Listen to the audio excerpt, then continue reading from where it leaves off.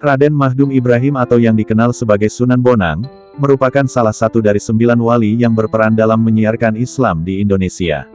Sunan Bonang sendiri merupakan putra pertama dari Sunan Ampel, Surabaya. Beliau juga merupakan seorang guru sekaligus imam besar yang sangat terkenal dan dihormati di Pulau Jawa.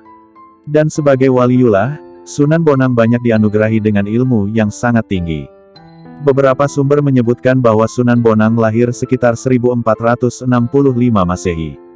Beliau merupakan putra dari Sunan Ampel dan Dewi Kondrowati, atau yang biasa disebut Nyai Ageng Manila.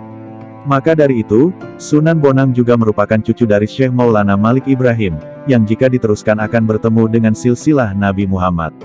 Sedangkan ibunya, merupakan putri dari seorang adipati Tuban yakni Aryo Tejo. Nama asli Sunan Bonang yaitu Syekh Maulana Makdum Ibrahim atau Raden Makdum Ibrahim. Beliau juga merupakan kakak dari Raden Qasim atau yang dikenal sebagai Sunan Derajat. Sejak kecil Sunan Bonang telah dibekali dengan ajaran agama Islam oleh ayahnya dengan tekun dan disiplin. Bahkan Sunan Bonang yang masih muda pernah melakukan perjalanan jauh untuk mendapatkan latihan atau riyadoh sebagai seorang wali. Saat masih remaja, Sunan Bonang pernah menyeberang hingga ke daerah Pasai, Aceh untuk mendapatkan ajaran agama Islam dari Syekh Maulana Ishak bersama dengan Raden Paku, Sunan Giri. Setelah kembali ke Tanah Jawa, beliau menetap di daerah Bonang atau Pantai Utara. Beberapa sumber menyebutkan bahwa beliau tidak menikah dan tidak memiliki keturunan, karena lebih memilih mengabdikan hidup untuk menyebarkan agama Islam.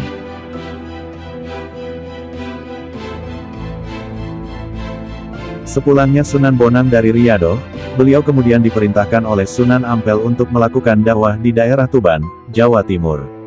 Beliau kemudian mendirikan pondok pesantren sebagai pusat dakwah dan menyebarkan agama Islam melalui penyesuaian adat Jawa.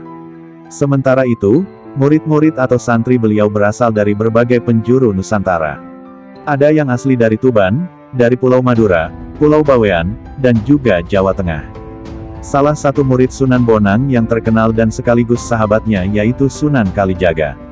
Menurut beberapa sumber cerita, Sunan Bonang adalah penanggung jawab atas penyesuaian adat Jawa ke Islam yang dilakukan oleh Sunan Kalijaga. Beliau mengajarkan Islam kepada muridnya dengan pendekatan unik melalui alat musik Bonang dan juga suluk atau primbon yang hingga saat ini masih tersimpan di Universitas Leiden, Belanda. Dari sumber lain disebutkan bahwa Sunan Bonang turut berjasa dalam mengajarkan agama Islam kepada Raden Patah secara khusus. Raden Patah merupakan putra dari Raja Majapahit Prabu Brawijaya kelima, dan merupakan Sultan pertama Kerajaan Demak, Jawa Tengah. Selain itu, beliau juga diyakini turut membangun dan menjadi imam pertama Masjid Agung Demak. Maka tidak salah jika Sunan Bonang sangat terkenal dan dihormati. Sebelum Islam masuk Indonesia, masyarakat lebih menganut pada ajaran Hindu dan Buddha. Untuk itu, para wali dalam menjalankan dakwahnya lebih kepada akulturasi budaya, yakni penanaman unsur-unsur Islami tanpa mengubah budaya atau kebiasaan masyarakat yang ada sebelumnya. Sunan Bonang sendiri menyiarkan Islam melalui kebudayaan Jawa.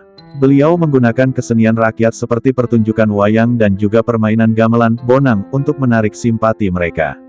Gamelan Bonang merupakan jenis alat kesenian daerah yang terbuat dari kuningan dan berbentuk bulat dengan benjolan di tengah. Jika dipukul dengan kayu lunak maka akan timbul suara merdu, terlebih lagi jika yang memainkan adalah Sunan Bonang. Jika beliau memainkan alat tersebut maka rakyat sekitar akan datang untuk mendengarkannya. Bahkan tidak jarang mereka juga ingin mencoba sekaligus menembangkan lagu yang mengiringinya. Sunan Bonang merupakan wali Allah yang memiliki cipta rasa seni yang tinggi. Setiap lagu yang diciptakan untuk mengiringi pertunjukan wayang diisi dengan pesan-pesan agama Islam, dan setiap baitnya ditambahkan 2 kalimat syahadat. Jadi masyarakat akan mudah menerima ajaran Islam dengan senang hati dan tidak perlu dipaksa. Setelah berhasil merebut hati dan simpati mereka, maka tinggal mengisi Islam yang lebih mendalam. Dalam pementasan wayang, beliau merupakan sosok dalang yang sangat piawai dalam menarik dan membius penontonnya. Setiap aransemen yang dimainkan Sunan Bonang terdapat nuansa zikir yang akan mendorong pendengarnya menuju kecintaan pada kehidupan akhirat. Beliau juga gemar mengubah lakon pewayangan dengan memasukkan tuntunan Islam. Salah satu kisah yang terkenal yakni Pandawa dan Kurawa, yang saat itu kental dengan ajaran khas Hindu. Selain gamelan dan pertunjukan wayang, Sunan Bonang juga terkenal banyak mengubah karya sastra berbentuk tembang tamsil atau suluk. Salah satu karyanya yang sering dilantunkan hingga sekarang yaitu lagu Tombo Ati Penyembuh Jiwa. Suluk sendiri menurut kosakata bahasa Arab bermakna menempuh jalan tarikah atau tasawuf. Jika disampaikan dalam bentuk tembang maka disebut suluk, sedangkan jika diungkapkan sebagai prosa disebut wirid. Macam-macam suluk atau primbon Sunan Bonang. 1. Suluk Wijil. Suluk Sunan Bonang yang paling terkenal yaitu Suluk Wujil. Penamaan Wujil diambil dari nama salah satu cantrik beliau. Dalam syairnya terdapat dua makna, yang pertama menggambarkan suasana peralihan dari ajaran agama Hindu menjadi Islam. Baik dalam segi budaya, politik, sastra, intelektual dan juga kepercayaan. Seperti runtuhnya Kerajaan Majapahit, kerajaan Hindu terbesar dan terakhir di Pulau Jawa, diganti dengan Kesultanan Demak. Sedangkan makna keduanya menjelaskan perenungan ilmu sufi, yaitu ilmu yang mempelajari konsep ketuhanan dan juga perbendaharaan yang dimilikinya. Suluk ini dimulai karena salah satu murid beliau, Wujil Kinasih, ingin mengetahui tentang seluk-beluk agama hingga ke rahasia yang paling mendalam. Adapun makna yang tersirat dari suluk Wujil yaitu tentang pengenalan diri sendiri, hakikat dari sebuah niat, dan tujuan orang beribadah. 2. Suluk Gentur atau Suluk Bentur. Suluk Gentur atau Bentur menjelaskan tentang jalan yang harus ditempuh untuk mencapai tingkatan tertinggi ahli sufi. Syair ini ditulis dalam sebuah tembang wirangrong yang sangat panjang. Adapun makna dari kata gentur atau bentur sendiri yaitu lengkap atau sempurna. Namun banyak yang mengartikan bentuk semangat atau ketekunan. Adapun kandungan dalam suluk ini menjelaskan tentang syahadat daim qaim dan fana, ruh idafi. Syahadat daim qaim merupakan anugerah untuk bisa menyaksikan seseorang bersatu dengan kehendak Allah. Singkat kata syahadat yang dimaksud yaitu, syahadat penyaksian, sebelum terlahir di dunia, syahadat ketika memeluk agama Islam, dan syahadat yang diucapkan oleh para nabi, wali dan juga mukmin sejati. Sementara fana, ruh idafi yaitu bentuk pembuktian ayat Al-Qur petik terbalik an 28/88 yang berbunyi, segala sesuatu akan binasa kecuali wajahnya. 3. Gita Suluk Latri. Salah satu suluk Sunan Bonang yang tersimpan di Universitas Leiden ini menggambarkan tentang seseorang yang tengah gelisah menunggu kedatangan sang kekasih. Dan semakin larut waktu malam, maka kegelisahan dan kerinduannya semakin terusik. Namun tatkala sang kekasih telah tiba, ia menjadi lupa akan segalanya, kecuali wajah dari sang kekasih. Hingga akhirnya ia hanyut terbawa ombak menuju lautan wujud yang tidak terhingga. 4. Suluk Khalifah. Sementara itu, suluk Khalifah lebih seperti penggambaran sejarah perjuangan Wali Songo dalam mengajarkan agama Islam di Indonesia. Dalam syair suluk Khalifah terdapat kisah-kisah rohani tentang bagaimana cara wali-wali Allah mengajari seseorang untuk masuk agama Islam. Selain itu, juga terdapat kisah Sunan Bonang ketika melakukan riyadoh di Pasai Aceh, dan kisah ketika beliau melakukan perjalanan ibadah haji.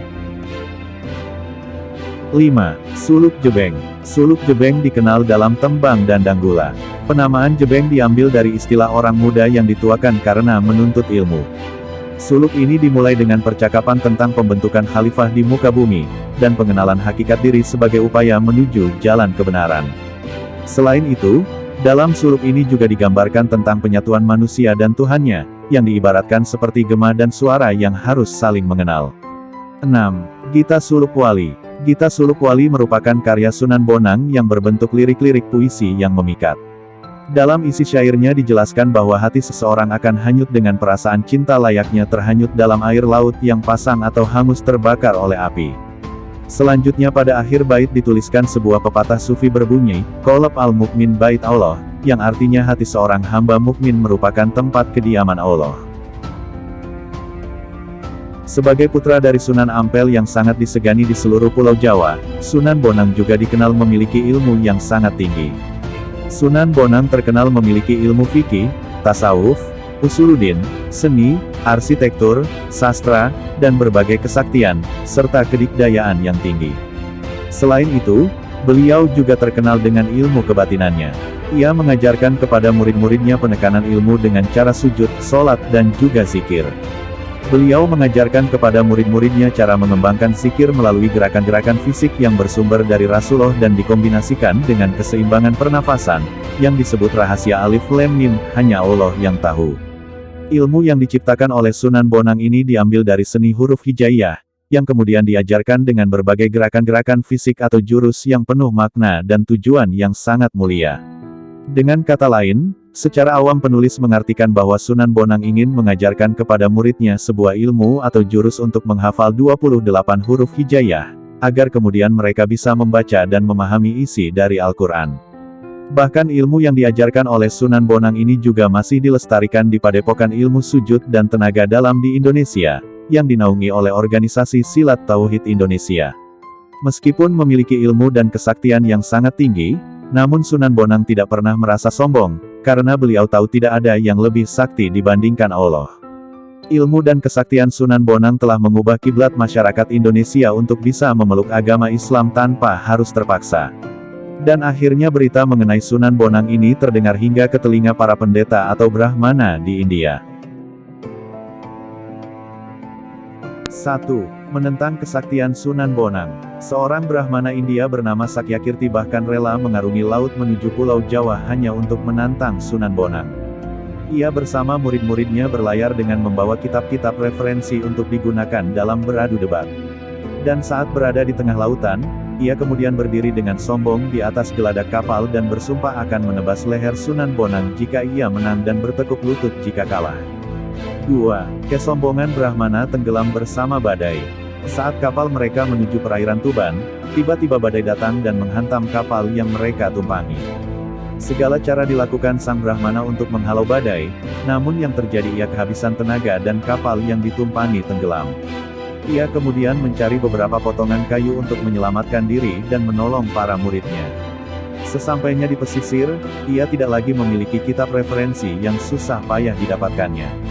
3. Bertemu dengan orang berjubah putih. Meskipun telah kehilangan semuanya, keinginan untuk berdebat dengan Sunan Bonang tidak pernah surut. Brahmana dan semua muridnya terdampar di pesisir pantai yang tak dikenal olehnya. Bahkan tak ada seorang pun yang bisa ditanyai saat itu, kecuali satu orang berjubah putih yang menggunakan tongkat. Brahmana beserta para muridnya itu pun akhirnya berlari mengejar orang tersebut dan menceritakan apa yang terjadi padanya. Kisah tentang keberadaan makam Sunan Bonang yang ada dua berawal dari rencana untuk pemakaman jasad beliau yang menjadi perebutan para muridnya. Sunan Bonang wafat di daerah Lasem, Jawa Tengah pada tahun 1525 Masehi. Saat itu berita tentang kematian Sunan Bonang dengan cepat tersebar di seluruh tanah Jawa, sehingga para muridnya yang berasal dari berbagai penjuru berdatangan untuk melakukan penghormatan terakhir. Pada awalnya, jenazah Sunan Bonang akan dimakamkan di daerah Surabaya, berdekatan dengan makam Sunan Ampel.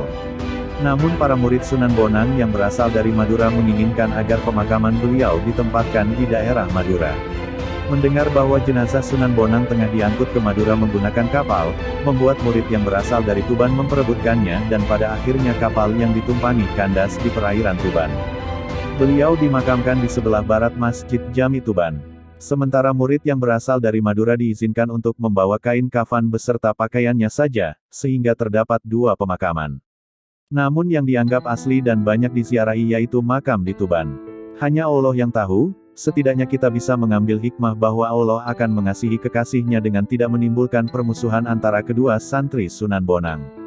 Semoga Allah Subhanahu wa Ta'ala selalu senantiasa memberikan kita tetapnya iman, padangnya hati, diberikan barokah, manfaat, dan selamat dunia akhirat bagi kita semuanya. Amin.